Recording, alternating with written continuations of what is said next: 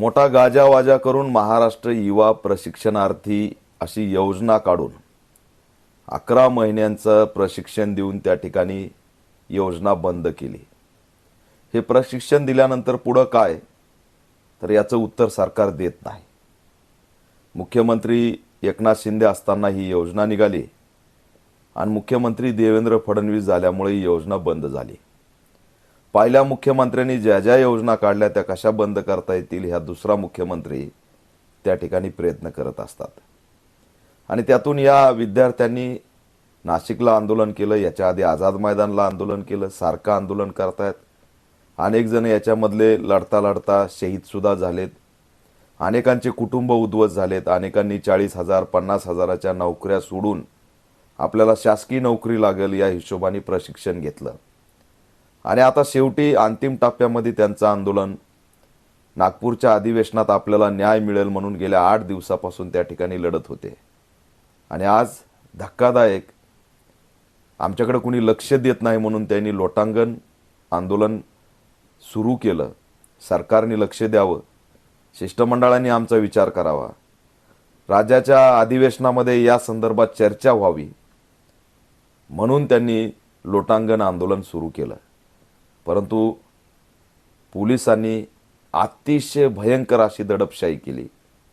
तरुणांना, मुलींना, महिलांना अक्षरशः मारहाण करत त्यांचं आंदोलन मोडीत काढण्याचं काम केलं। या कारवाईचा, या दडपशाहीचा, हुकुमशाहीचा ऑल इंडिया पॅंथर सेना निषेध करत आहे। हे गंभीर आहे। योजना तुम्हीच काढता, तुम्हीच बंद करता, हजारो तरुण बहुजनांचे उद्ध्वस्त करता, त्यांना खोटे स्वप्न दाखवता आणि त्यांनी प्रश्न विचारला तर तुम्ही त्यांच्यावरती लाठीचार्ज करता।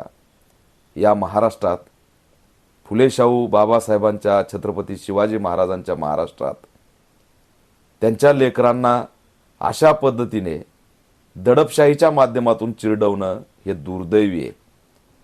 हे 10,000च्या आसपास विद्यार्थी, त्याचं भान सरकारने ठेवावं। त्यांच्यासोबत आज केलेल्या अन्यायाचा बदला येणाऱ्या निवडणुकीत हे घेतल्याशिवाय राहणार नाहीत, हा सुद्धा इशारा आम्ही देतोय। अजूनही वेळ गेलेली नाही। उद्या यावरती तात्काळ भूमिका घेऊन महाराष्ट्र युवा प्रशिक्षणार्थीचा प्रश्न मार्गी लावाल अशी अपेक्षा मुख्यमंत्र्याकडून बाळगतो। उपमुख्यमंत्री एकनाथ शिंदे यांनी ही योजना आणली होती।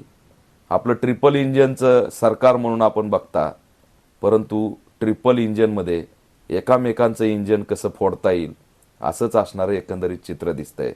तुम्ही खुशाल तिघांच्या इंजिनामध्ये काय काड्या करायच्या ते करा, पण आमच्या योजना बंद करून आमच्या तरुणांना देशोधडीला पाठवू नका। आज या लोकांनी जगायचं कसं हा प्रश्न आम्ही विचारतोय। आत्महत्याच्या उंबरट्यावरती आहेत आणि सरकार मायबाप म्हणून जर लोटांगण घेत असतील तर तुम्ही पोलिसी खाक्या दाखवून त्यांना असणारं दडपशाहीच्या माध्यमातून भयभीत करत असाल तर हे होणार नाही, एवढं लक्षात ठेवा। डॉक्टर बाबासाहेब आंबेडकरांचा आंदोलनाचा अधिकार तुम्ही हिसकावून घेताय आणि त्याचा आम्ही निषेध करतोय। मुख्यमंत्र्यांनी तात्काळ दखल देऊन ही योजना पुन्हा सुरू करून या सर्व 10,000 बहुजन तरुणांच्या करिअरचा विचार करतील अशी अपेक्षा पुन्हा एकदा बाळगून त्या ठिकाणी आम्ही आजच्या घटनेचा निषेध करतो। गेंड्याच्या कातडीची ही व्यवस्था जागी होत नाही, ही महाराष्ट्राचं दुर्दैव आहे। तरुणांवरती मारलेली एक एक काठी आणि त्यांच्या अंगावरती उमटलेल्या एका एका वळाचा बदला लोकशाहीच्या माध्यमातून घेतल्याशिवाय महाराष्ट्रातली जनता राहणार नाही, एवढं लक्षात ठेवा।